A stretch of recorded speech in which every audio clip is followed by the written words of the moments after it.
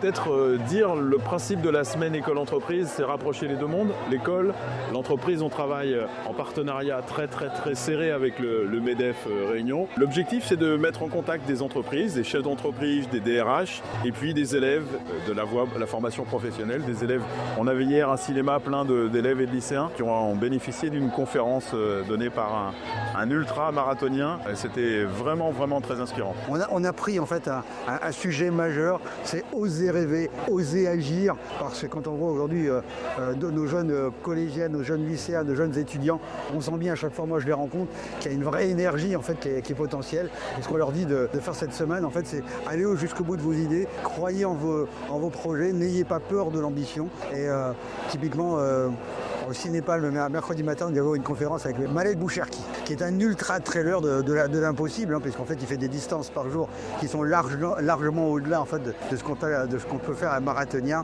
Et là, en fait, on a des exploits qui disent « Ah oui, dès qu'on veut se donner effectivement une ambition et aller au-delà de l'ambition, on a tout pour réussir. » Et c'est vraiment l'enjeu de la semaine d'école-entreprise, montrer que les entrepreneurs sont proches aujourd'hui des étudiants, lycéens et collégiens pour leur donner une chance justement d'aller au bout de leurs ambitions et de leurs projets. La transmission que je vais faire à ces lycéens ou bien à cette jeunesse, c'est de voir le possible là où les autres voient l'impossible. C'est de démontrer que la vie, elle est faite tout simplement d'audace, que la vie, elle est faite d'élan, la vie, elle est faite d'ardeur, et qu'au-delà des compétences techniques, vous êtes animé par l'envie, l'énergie joyeuse. C'est le moteur le plus puissant qui soit. Et c'est avec ça qu'ils doivent repartir, de se dire qu'avec des petites choses, on peut faire de grandes choses. Et que peut-être l'énergie la plus belle qui soit, il y a un mot qui devrait résumer pour moi tout ce que j'ai évoqué. C'est un des plus beaux mots de la langue française, l'enthousiasme. Ça vient du grec NTO qui veut dire le souffle intérieur. Quand vous avez cette énergie dedans, peu importe le contexte extérieur, vous êtes capable de faire des grandes choses, seul et avec les autres. Parce qu'avoir l'enthousiasme, c'est bien, mais encore faut-il ensuite y aller. Et donc le secret de l'action, c'est d'y aller. Au-delà du dire, c'est agir. Et pour agir, il s'agit d'y croire. Et pour y croire, on y va en solo. Ou bien, surtout le plus important, c'est ce que j'ai évoqué, c'est de trouver les ressources extérieures. Il y a plein de gens qui sont capables de vous aider. Il y a toujours des portes qui s'ouvrent. Des portes qui se ferment, alors c'est pas grave. On les laisse de côté, mais allez avec les gens qui croient en vous.